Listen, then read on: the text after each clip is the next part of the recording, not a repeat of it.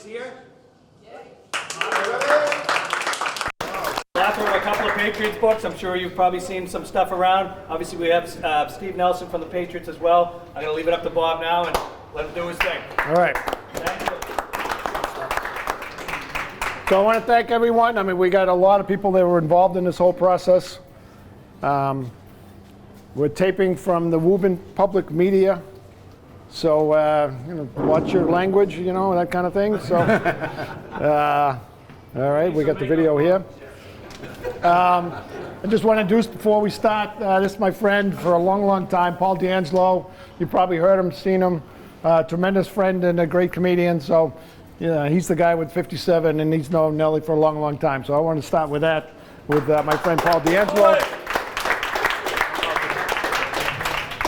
So, I wrote one book over there, Total Patriots, and then the last couple of years we wanted to update it, and one of the things that we did was we wanted to really give people an idea of the history of the team.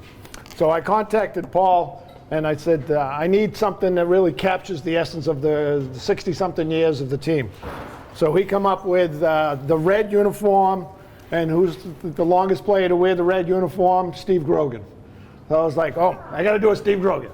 And then, of course, 12, who's 12? Oh, Brady, he's gone. We don't care about him. We got the helmet from the first year, and we got the trophy. So Paul is the artist to put this together. He gave me a little prototype. This book has been sold all over the world, and I really appreciate what he did here for this cover. And then we got some stuff on the back, some people that really helped us put this all together. So Nellie and I, we met numerous times over the years. I think the first time I met you, if you want to school over so we can get in the camera here. It was at Northeastern. And you probably don't remember that, but you were playing basketball against the Northeastern Huskies way back in the 80s. And that must have been ugly. there you go. And here we go. It's a little bit here. And I was, a pretty good athlete back then, and I went up to him and I said, I hear you're a tough guy. He says, well, you want to go outside and prove it? And I didn't. So we both laughed about that. So Nellie is in the Patriots Hall of Fame. As you come in here, you'll see a little flyer here about some of his stats. And let's get this hooked up again here. Here we go, video. So one of the things we want to do here is just spend a few minutes. I know there's a lot of business people here, and we want to kind of get into the mindset of an elite person, an elite comedian. We got a lot of elite people that are running businesses, and kind of what did they have to overcome to get to where they are now. So I want to just spend a few minutes and just kind of get you guys to know a little bit about Nellie. Nellie came from Minnesota. Right. He was in one of the biggest high schools in Minnesota. Yep. And so he's all excited to play football. He's playing for his dad, right? So tell us a little bit about your dad. Your dad was in World War II. Oh, yeah. So it's really great to be here. And like Bob was saying, I grew up in Minnesota in a small town called Anoka, right north of Minneapolis. And it was very interesting. We had a real tight community. And for a third grade assignment, we had to write down on the paper and then get in front of our classmates and tell them what we want to do for the rest of our lives, which was a pretty big task, even if you get older. So I wasn't much of a student, and I just said, well, I'll just kind of follow the person in front of me, who was Katie. And Miss Ness got up and said, Katie, what do you want to be the rest of your life? And she said, well, my name is Katie, and when I become a lady, I want to have a baby if I can, and I think I can. And Miss Ness said, this is awesome. This is back in 1960 whatever, and probably 58 or so. And I was next, and she said, well, Steve, what do you want to be? And I wasn't prepared, and I said, well, my name is Steve, and when I become a man, I want to help out in Sadie's plan if I can, and I think I can. not knowing, but I got a lot of great lessons about opening my mouth up and make sure I know what's coming out of it. But I grew up in this great town, and as a sophomore in high school, I was 5'5", about 150 pounds. I was a backup quarterback on my sophomore team, and I went to the head coach and I said, "Hey, Dad, I want to play. You got to put me in." And he goes, "Hey, listen to this. If I put you in, Mom's going to kill us both, okay?" And I said, "Okay." So he said, "Just do your best. Eat healthy, sleep, do all the things that are healthy." And I grew, and I sprouted up. And as a senior, I was about 6'1", 210 pounds, and I was a fullback and linebacker. And I was all-state in Minnesota, and I was recruited in that area, North Dakota State, Wisconsin, Iowa State.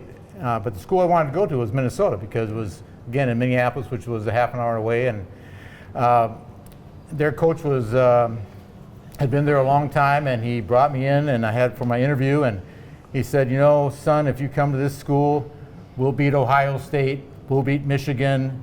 If you come to this school, we'll go to the Rose Bowl."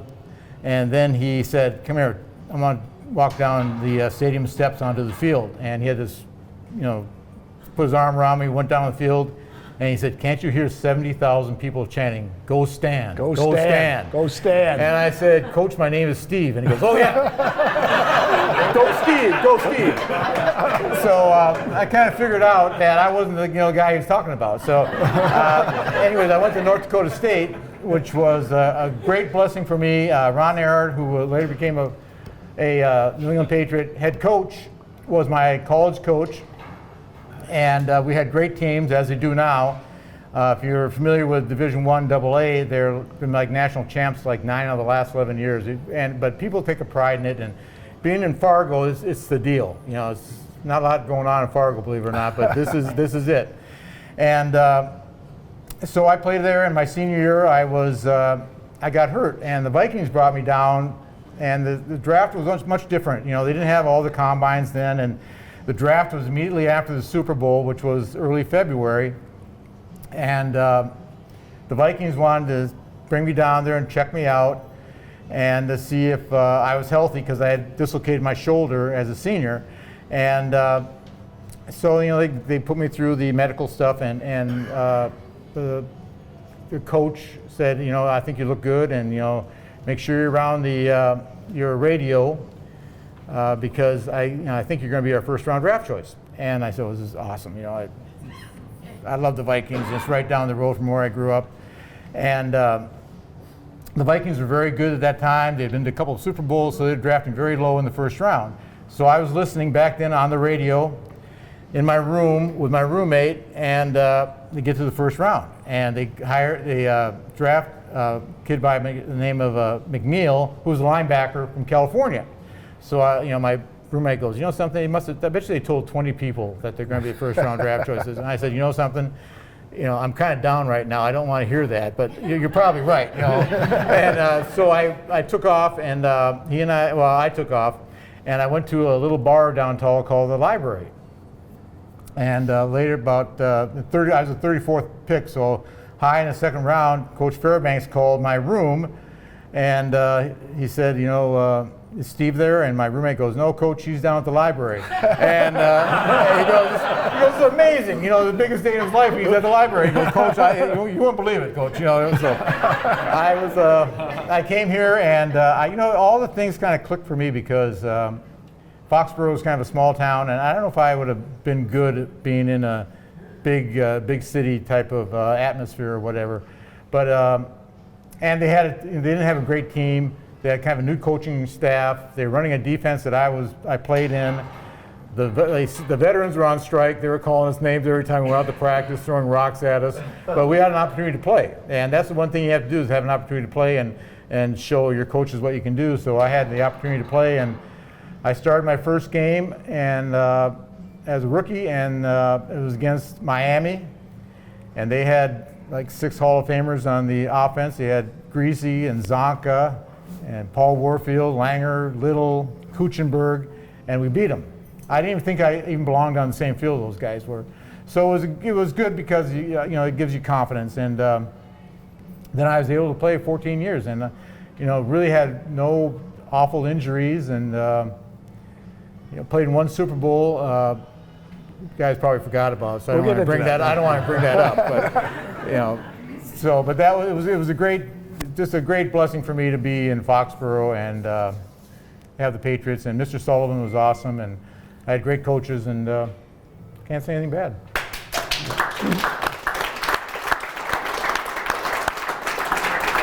I got to talk about my dad because I'm very proud of my dad. My dad's 102 and a half years old. Awesome. And he was, and up until Christmas, he was living by himself in the little town of Anoka. Drives a car, mows his lawn. He's just is very active, and he was on Omaha Beach. I mean, the whole thing. I mean, he's just such an inspiration to me and my brother and my sister. And but you know, he always said, you know, you're not going to be. I'm not going to treat you. I'm going to treat you like everybody else, but I'm going to treat you like my son. I'm going to treat everybody like my son, not like players, but my sons. And on his 100th birthday, they had a big parade for him, and the first two cars were his first two captains.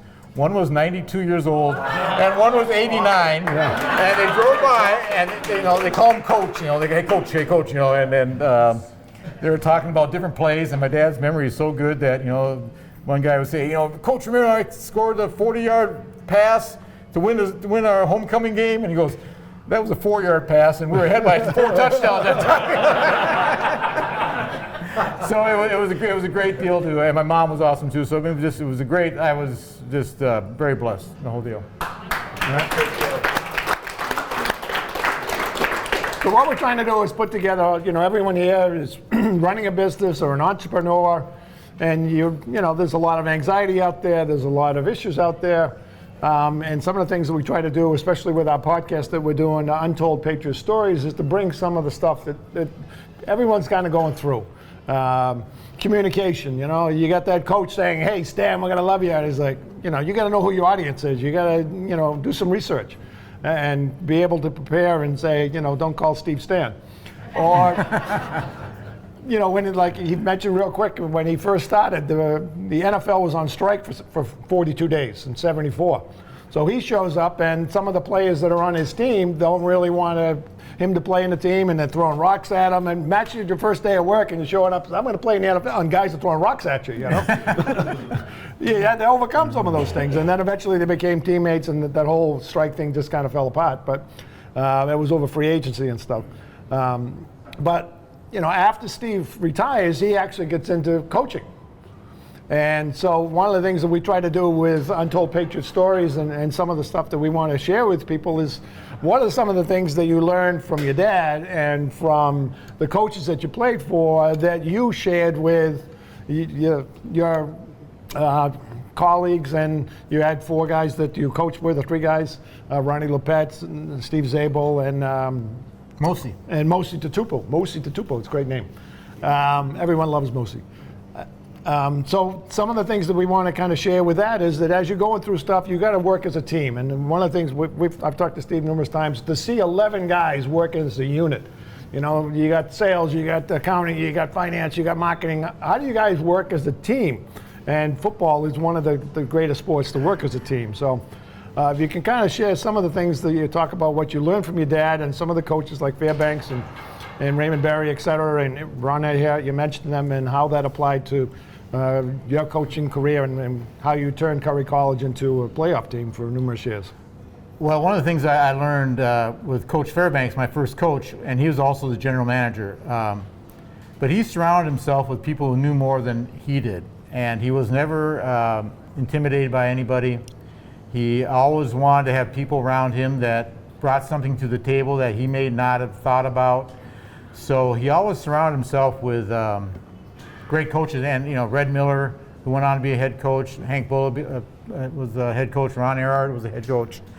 And I think that confidence he had, and all those good coaches, gives players confidence. So as far as team building, I think one of the things you got to do is you got to have good people around you. It doesn't matter how good you are, unless you have talented people around you. You're only going to go so high. My experience at Curry College is it's different, but I had, like Bob was saying, I had 3 of my ex-teammates coaching with me, which was really great because we were all kind of on the same page. And the first thing I tell the kids, and we had some kids from Woburn here. That's they were right. really good players. I mean, Woburn, back in the late '90s and early 2000s, they really had some good teams, and we had really good kids. But I was at Curry College, which is a Division III school, and my first thing was, hey, the only reason you're here is there's no Division IV football. So, put your ego aside and work as hard as you can and follow the rules. We don't have a lot of rules, but you're going to follow them.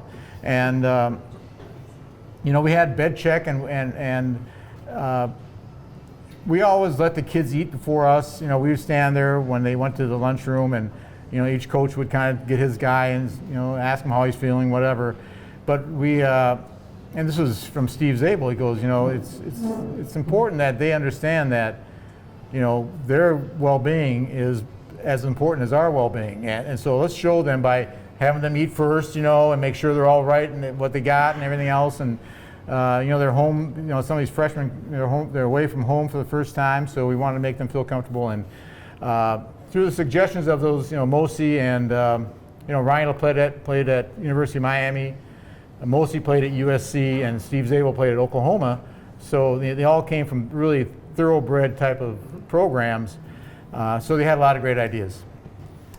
So we'll open it up in a few minutes if you have any questions. But the '76 team, we got some pictures over there of the team, and then '85. So just briefly, the '85 run when you beat the Jets and the Raiders, and then the Miami.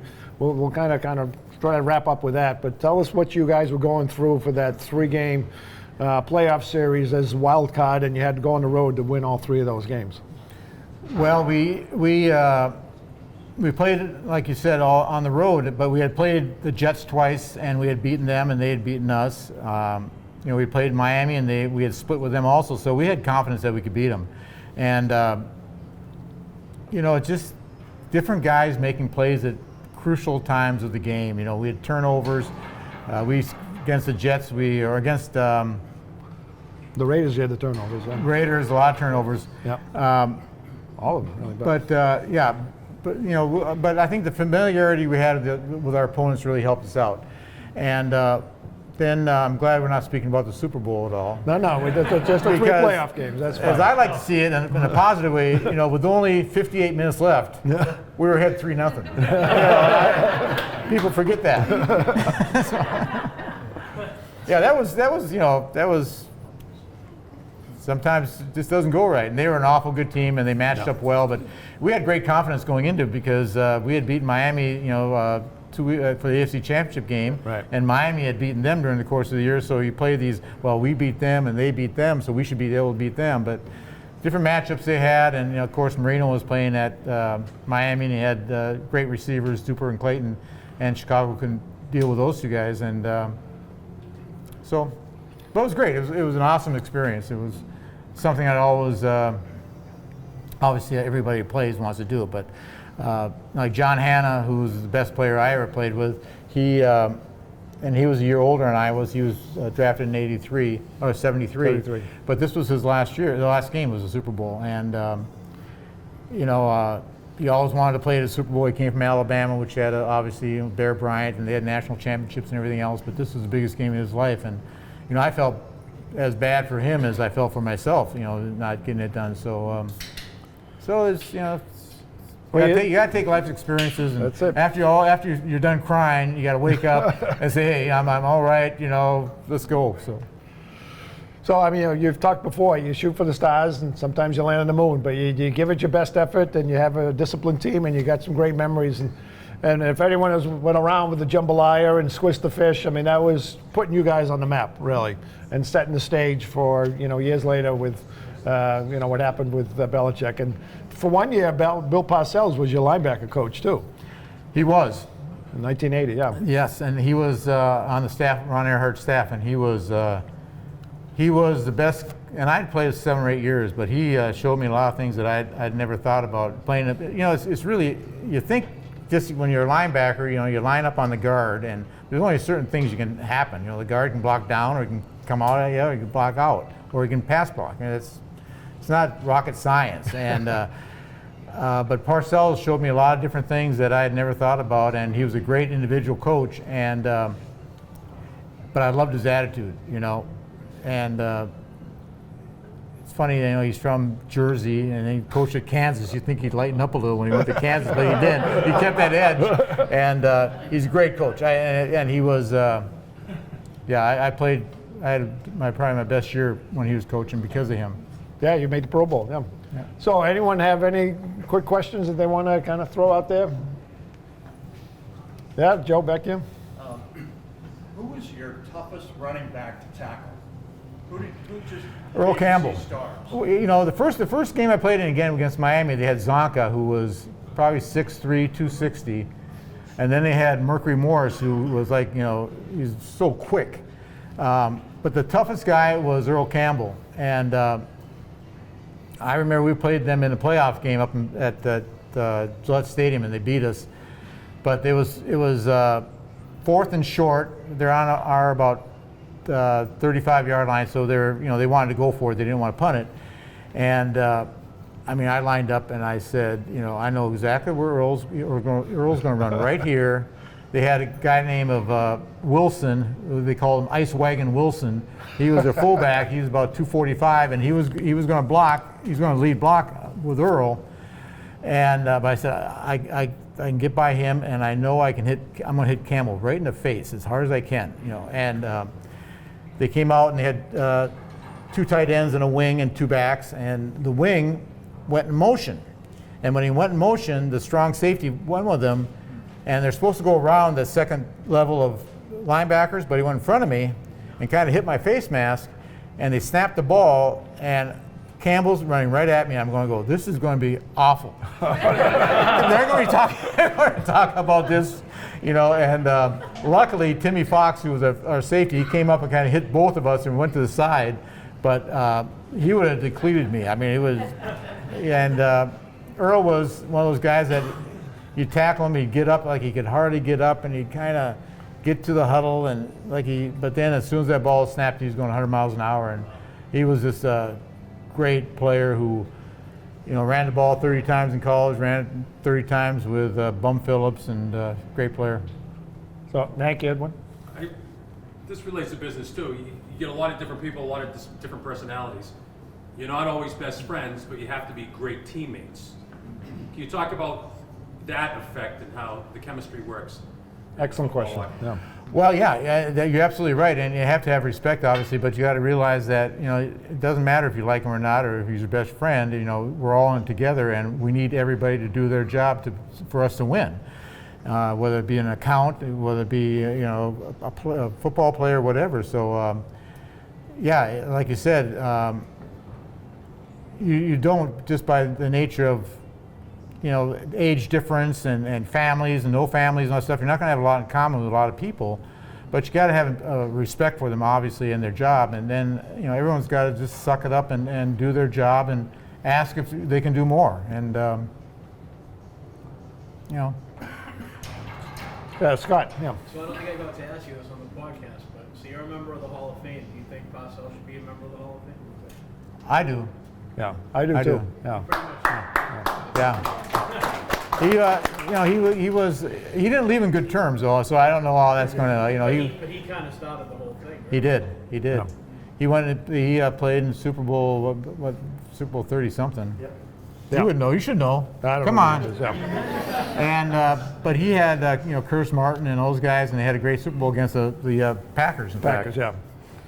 yeah. 36 is 38. I don't know what it was, but so yeah, follow up. Yeah. I'd love to know your thoughts on how the evolution of the game, and the way it's all changed with the rules, and how it's gone down its path. Well, I think when I was playing, it was this, time of possession was a big thing. Running the ball was a big thing. Running the ball to set up your play action pass was a big thing. The player personnel, the personnel was typically a tight end, 2 running backs, and 2 wide receivers. Now there's 4 wide receivers. Everybody splits out. You have a shotgun where it's not a direct snap from the center. The game has changed in the fact that back when I played, defense was probably the most important side of the ball. Now it's offense, obviously, and you just try to, sometimes if you got the horses on offense, you just play to outscore the other team, like a lot of these teams do. And it's become, I think, much more complicated now. I think before the one-on-one matches were between the tackles. Now all the one-on-one matches are outside the tackles. You know, guys covering other guys and trying to match up with them, and you know, it's just much. You know, offenses now they'll send a guy in motion. You see a guy going in motion. Well, that's, you know, that determines if they're in man coverage or zone coverage. And these quarterbacks are trained to, well, if they're in man, I'm going to go here. If they're zone, I'm going to go there. And you know, I think for me right now, I would have a difficult time playing because there really is not a spot for me. I mean, I wasn't the fastest guy on the field, so as far as a matchup, you know, in coverage, you know, I wouldn't be very good. So it's kind of changed in that regard too. And you see 5 and 6 defensive backs now are the staple of defenses. And obviously the you know, back in the 80s and 70s, first round draft choices, you know, there was the O.J. Simpson. I mean, a lot of first round draft choices. We had Sam Cunningham, you know, but now very seldom you see a running back get drafted in the first or second round because they're you know, they'll play 3 or 4 years and they're done in the first place. But now, you know, you're trying to throw the ball and you want to get a quarterback and you want to get, you know, people to protect him, so you get a couple tackles, and then you get the guys who can get open. So it's changed a lot. And back when I played too, there was very little rules. I mean, you could hit a guy whenever you wanted to, wherever you were. If the ball's in the air, if the ball's not in the air, it didn't matter, you know. And you know, it was. I'm sure, you know, Darryl Stingley had his neck broken by a guy that was just a real, you know, jerk, and didn't have to hit Darryl, but you know, it was just one of those things that, you know, you're flying home, you say, geez, well, I don't want to play anymore, you know. It's like, but it was, yeah, it was. You see those games back in the '70s, and it's crazy. So I'll just follow up with that. I mean, back, you know, in the '60s and '70s, it was kill the guy with the ball. You know, and that's what Nellie did. I mean, he had 1,776 tackles, you know, very patriotic number. So he was having, you know, 10 tackles, 12 tackles a game. You know, he had some games 20 tackles. You know, nowadays, you know, if a guy gets 3 tackles, it's a lot because they're spreading the ball around so much. And, you know, Nellie, you were what, 240? No, I played about 230? 228. Yeah, 230. 230. You know, you got quarterbacks that are 240 now, you know. Yeah. So it's a totally different, the size. I mean, Wolfork was listed at 350 and he was like 380, you know. I mean, you know, there was no guys back then. Oh, I know guys like that. Yeah. We had Ernie Holmes, Fats Holmes from Pittsburgh, at the end of his career, and Fats was, we got him right before Thanksgiving, and typically on Thanksgiving, you weigh in on Thursday morning. You usually weigh in on Friday morning, but on Thanksgiving you weigh on Thursday morning because they want, you know, they allow you to eat Thanksgiving dinner. And Fats, Ernie, I think his weight was maybe 310 or so, and so he weighed in, he made it like 309. He came back Friday, he was 329.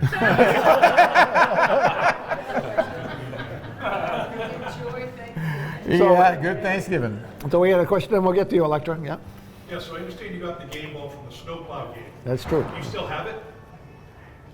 You know, I don't know if I do or not, to tell you the truth. My first marriage, I had 4 daughters, and they would take all my stuff and just lose it. You know, so, and I really wasn't paying attention to them, but I don't have that. I don't know if I have that ball or not. So he's talking about a game that they played against the Miami Dolphins in December 12th, 1982. It rains Friday night, it freezes. It snows Saturday, and then a little bit of rain and sleet, and then on Sunday they're playing on a sleet of ice and then some snow, and then it's snowing during the game. And then we had a guy that they brought from the Norfolk prison on work parole, Henderson. Mark Henderson, to take this old snowplow that was kind of to go down every, you know, between timeouts and go across the field real quick at the 10-yard, 20-yard line because you couldn't see the field. And Mosey had a big game, Mark Van Egan had a big game, but we're going down the field, and the kickers, John Smith tried to kick one time, and he fell right on his rear end, and then the other kicker from Miami, he kicked it, and it ended up in, you know, in the back side of one of his teammates, so no one could score. And then there's a few minutes left in the game, and if you want to take it from here, and what you remember about that game. Yeah, and the range that the kickers had was not like it is now. So I mean, we had to be like inside the 30-yard line or 25-yard line to even attempt a field goal. And Ron Meyer was the coach, and Steve Grogan saw Mark Henderson, sweeping, down the sidelines, and he goes, Coach, go have him, sweep, a spot for John Smith to kick. And so, Meyer, got a hold of Henderson and goes out and does it. And he came from our sideline, and he drove his little snowplow over and got a perfect area for John. And then he continued to the Dolphin sideline. He made like a loop, so it was like the 35 or 37 yard line. Instead of going straight down, he kind of make this loop, you know? And Don Shula was yelling at him, the coach of the Dolphins, obviously, because it's not fair. I mean, it's it's like a home field advantage. And Henderson flips him off, which even gets him more. Henderson goes, "Hey, I'm going back to prison tonight. What's he going to do to me?" So, but anyways, we got a good snap in there, and John had a great kick, and we won 3-0. Yeah. So the story behind the story is that now Mark Henderson is trying to get the snowplow off the field, and it kind of gets wet and gets stuck. All the reporters come to find who he is. He's pushing it off, and then he realizes he's supposed to be back in prison at 6 o'clock, and it's 5:30, and he's still there. So it ends up with Ron Meyer. Ron Meyer actually had to call the prison and say, hey, Mark Henderson's going to be late coming back to prison. He's a hero. He's a hero. He gets back to prison, and the whole place is all excited. Thanks, you saved the game for us and stuff. And then about a month later, he gets released, But one thing I want to get into a little bit is the mindset of a football player. I mean, we talked a little bit, kill the guy with the ball. And you're coming into the fourth quarter, and and the Patriots, the 28-3 in the Atlanta. What's it like from a mindset that you're going up against the guys with the same height and weight and speed and all that kind of stuff? You kind of know what each other's doing, but just having that little laser focus, that little bit of mindset, that little bit of like, I'm better than you. Can you kind of elaborate a little bit about what that's like? Well, I always found out if I had a good week of practice, I was going to play good. So if I really paid attention to, and Wednesday was more of a first down day for both the offense and defense. Thursday was more of a second and short or second and long, and then Friday you practice red zone, goal line, 2 minutes, all the special type of situations you have in the game. And I always felt if I played well during the course of the week, I was going to play good. I needed to play. I needed to practice. Practice is very important to me. Some guys didn't. Some guys is, historically. Like game day, Ken Sims. Kenny Sims. And like there's like O.J. Simpson never practiced during the week either. But he's a great player, great talent. Right. I played against O.J. and we had this defense called where I had him man for man. And after the meeting, they put this new coverage in, and I got O.J. And I went up to the coach and I said, Coach, he's much faster than I am. He's quicker than I am. He's probably smarter than I am. He makes 20 times as much money as I do. I'm not going to be able to cover him. He goes, don't worry. He blocks every time. Believe me, he blocks. You just go up and grab him. And I said, make sure he doesn't run a little screen or something like that. I said, fine, that's great. Well, we get this call, and I gave the signals, and I get the call in for this defense, and it's 3rd and 8, and line up, and I got O.J., and the ball snapped. O.J.'s coming out of the backfield 100 miles an hour, and I'm thinking to myself, the coach doesn't know crap, And I put my hand out, and I grabbed his face mask, and I kind of jerked him back, and I got his chin strap. So now I don't know what to do. Obviously, I'm not even thinking about it. So I'm carrying his chin strap, chasing him, and he doesn't have his chin strap on. And I see flags from peripheral vision. I have all these flags thrown at it, and it's pretty hard to argue when you hold the guy's chin strap. But there's some funny stuff happened. Like when we played in Buffalo, like the other when they had really bad weather, we had this linebacker, Steve Zabel, who was one of my dearest friends. And he played at Oklahoma, and then he played at Philadelphia. He was like the 6th guy pick overall in the first round. And he's an outside linebacker. And he played for Coach Fairbanks at Oklahoma. So they're like, we always give him, this is like his long-lost son, because he treated him differently. And he had this record where he would bean up before every game. He'd take different things, greenies. and whatever to speed up everything else. And he's not playing the game. He's hurt, but they dress him. We don't know why he's dressed because he's really a pain in the ass in the locker room before the game. And he's all, he's all jumpy. And we go, why'd you do that? You're not going to play. He goes, I've got a record. I'm not going to break my record. So we start the game, and we have the ball on offense, and we get an offside penalty. So it's 1st and 15. Then we have a negative play, so it's 2nd and 17. Then Grogan gets sacked. It's 3rd and 24. And Zabel runs up to Coach Fairbanks. He goes, Coach, we're going the wrong way. Fairbanks goes, get him out of here, And so the trainer took Zabel and put him on the bench, and he gave his big wad of tape. He said, I want you to pull 1 inch out and tear it and put it down. He goes, don't throw it down, but place it between your feet. So here's Zabel doing the whole thing during the course of the game. He's got like a big pile on his feet. And in Buffalo, the stands are right behind your bench. I mean, literally, the stands are right at that stands, and you're sitting on the bench right here, and there's room behind the benches, for the trainers and the equipment manager and all that stuff. And Zabel goes, we were beating them by about 11 points with 25 seconds left, and our offense is on the field. He goes, watch this. And I go, what are you doing? He goes, I made 8 snowballs. I've had a conversation with these people behind me, and they've been, criticizing me. So I'm getting back. And he turned around and threw these snowballs at these people, and he ran off the field. He just ran down the sidelines into the tunnel and to the sidelines. Well, I've been talking to a few people there, and they're amazed at how healthy you are and how healthy you look and stuff. And if we get some people there from Stretch Zone. Stretch Zone? Stretch Zone, yeah. So, Charlie and Kelsey over here, they, kind of work at the muscles and, keep you limber and that kind of stuff is. You know something? It was we had this strength guy who really incorporated stretching, and we also had this. I'll get this in another story, but stretching was we found it was very again, this is Fairbanks being smart, and he understood that to maintain a guy in season and out season, he had to lift and he had to stretch, and we stretched a lot, and it was very important, and it's something I always say I need to do more of right now, like everybody does, I imagine. Yeah. So check out Stretch Zone right across the street over here. Just throw out a plug for them. Do you have another backup story about exercising and? I was trying to think of. Now I forgot it. Nowadays they have everything in-house, but when you guys were playing, you guys had to go to the Y, you had to go to a high school, you had to go to the Nautilus Club and all that kind of stuff to kind of do your exercises. Whole different world back then, right? Oh, it was, and it was it's become such an incredible business, and you got 32 billionaires.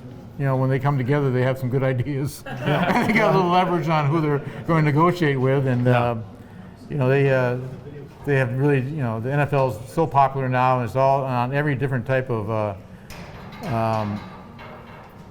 websites and everything else now that they really do get as much money out of them as they can. So we're just going to wrap up here. We want to talk about the communication. We want to talk about teamwork. We want to talk about role playing and practicing. And there's a thing that the 7 P's: perfect practice prevents pathetic performance. And there's another that word. Was Ron Myers. That was Ron Myers. 5 P's. Perfect practice prevents poor performance. Poor performance. Yeah. Go ahead. Steve, your opinion based on Bill O'Brien coming back and last year? And, well, he's a coach. Not really. It's and I thought of that too. I thought if you coach defense, you should be able to coach offense, because as a defensive coach, you see what they do on certain down distances and how they try to get matchups and all this stuff, and you can coach, but you really have to be a specialist. At this point, these guys are, their talent is so crazy, and but I like Bill O'Brien. He's got some roots here, and he's been here, and I think he's really professional. He was head coach at Houston. He was the offense coordinator at Alabama, and he's been around great coaches, Saban and Belichick, so I think he'll do fine. Just to follow up. The thing is about quarterbacks, though, and Mac Jones, I'm sorry for interrupting you, but he had a good rookie year. Yeah. Typically, every player improvement is between the first and second year. That's where you improve most because you understand what's going on, you got an idea, you're still at the top of your physical ability, your speed, your strength, and everything when you're, it's not like when you're 36 versus 24, so you can do more things, and that typically is your best year playing your second year. And Mac Jones did not play as well as he did as a rookie, and that was purely coaching. So O'Brien coached Mac, he coached Tom. Who was your mentor? Which coach was your mentor that really brought you? Well, Bill Parcells was big. I mean, he only coached me for 1 year, but I had a great. I had great. My dad obviously was a great coach. Ron Earhart was a great college coach, and they preached the same things, So I had a consistent message, and that's the most important thing I think. Be consistent, with all the different coaches, and I was pretty much the same thing. What was the mantra of the message? What was it? Well, be on time. Yeah. Like Parcells, it was, I locked the door, the meeting's at 9 o'clock, I'm going to be here at 9 o'clock, you better be here at 9 o'clock or I'll lock the door and you'll miss the meeting and you get fined. Yeah. And when he meant 9 o'clock, he really meant 8:50, so we all, after being locked out the first day when we all got there at 9 o'clock, we kind of figured out, that it's 8:50 that we get there. So we do an Untold Patriots Stories podcast, and we had a player on, and one of his things was show up. Be on time, but show off mentally, physically, spiritually. Just be in the moment and know what you got to do. And you talked about doing your job. So I think we're going to wrap it up with that. We want to thank everyone for coming. We got all different chambers of commerce, so we want to thank certainly Chris with the Woburn Chamber, and then his associates with the Wilmington, Tewksbury, and Reading and North Reading. We want to thank Electra and some of the board of directors, and Brian at the Belmont Printing, printing these flyers. We're going to give away a couple things here. I see a lot of people here from Woburn. I want to get a shout out to Doug Keating. He donated some stuff that Steve has signed that we give away. My friend Paul D'Angelo, Joe Rogan. I'm working with, we do the podcast, Scott Pruzak and Dave Usher. Listen to our Untold Patriot Stories podcast. We just did one with Nellie. We're doing one now, actually, right now. Woburn Public Media. So thanks to everyone in Woburn, and my family's been in Woburn since 1925. So even though I didn't grow up here, I'm a Woburnite forever. And there's a bunch of other people, John and my friend David. So anyone that's been here to come today, it's really been a blessing. I hope you got something out of it, and hope you can take something home with your team about work ethic and discipline and teamwork and leadership and communication and a bunch of other things. So, Chris, why don't you take it first? I want to give you one of these Woburn Chamber of Commerce t-shirts. Awesome. I'm sure you'll wear that all over. I will.